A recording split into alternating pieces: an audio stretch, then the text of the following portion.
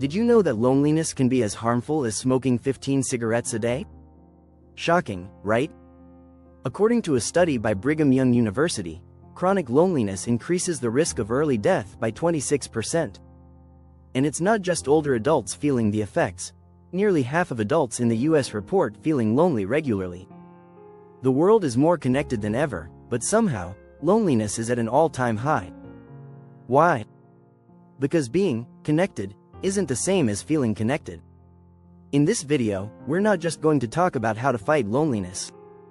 We're going to show you how to stop feeling lonely forever. You'll learn the power of solitude, the magic of meaningful relationships, and why mastering self-companionship is the key to a happier life. Stick around, because the strategies in this video might just change the way you think about loneliness. Ready to break free? Let's get started. Chapter 1. The hidden power of solitude. Most people think loneliness is the enemy. But what if solitude could be your secret weapon? Studies show that spending time alone, when done intentionally, can actually boost creativity and productivity. According to a study from the University of Buffalo, people who embrace solitude with purpose feel more empowered and less anxious about social interactions. Instead of running from solitude, you can use it to reflect on your goals, get creative, or just recharge. Even Steve Wozniak, the co-founder of Apple, said, "Most inventors and engineers I've met are like me. They're shy and live in their heads. They work best when they're alone." Solitude gives you the chance to reconnect with yourself, without distractions. Here's a simple exercise. Try spending 30 minutes a day in solitude without any devices. Use that time to journal, meditate, or brainstorm ideas. You'll notice a shift in how you perceive alone time. It starts to feel less like loneliness and more like a gift. When you can sit with yourself comfortably, loneliness starts to lose its grip. You begin to appreciate those quiet moments for what they are, a space to grow. So, next time you feel lonely, instead of running to social media for a quick fix, embrace that solitude. You might be surprised by the clarity and peace that come with it. Chapter 2. Redefining connections, quality over quantity. In today's world, it's easy to think that the more friends you have, the better. But let's face it, most of us feel lonelier with 100 social media friends than with a handful of deep connections. A Harvard study that followed participants for 80 years found that people who had strong, meaningful relationships lived longer, happier lives. It's not the number of connections that matters, but their quality. Think about it. Would you rather have a bunch of acquaintances who barely know you, or one or two people who truly get you? Quality friendships take time to build, but they're worth the investment. Research also shows that having just one close friend can reduce the risk of loneliness by 50%. Here's how to start. When you meet someone new, take the time to really listen to them. Ask deeper questions. Instead of surface-level topics, talk about your dreams, fears, or passions. The goal is to cultivate connections that make you feel seen and understood. It's also important to prune relationships that drain your energy. Not every connection is meant to last forever, and that's okay.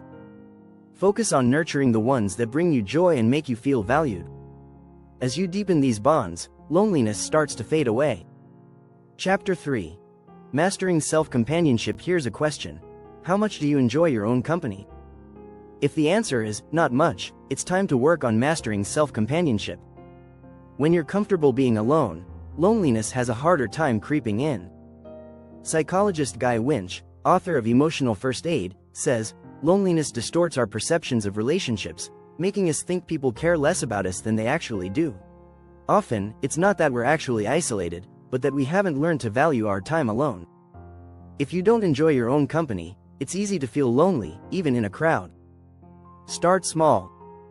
Dedicate time to activities you enjoy, whether it's reading, painting, or hiking.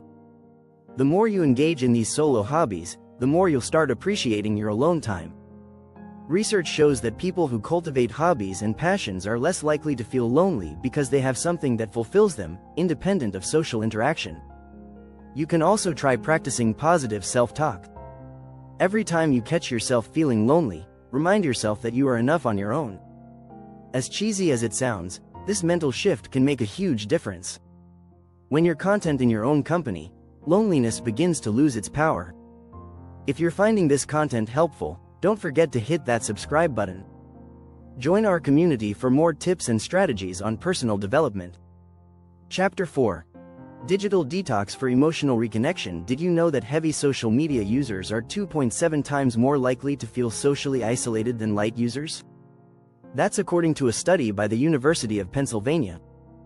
It turns out that while technology brings people closer in some ways, it also creates a sense of disconnection.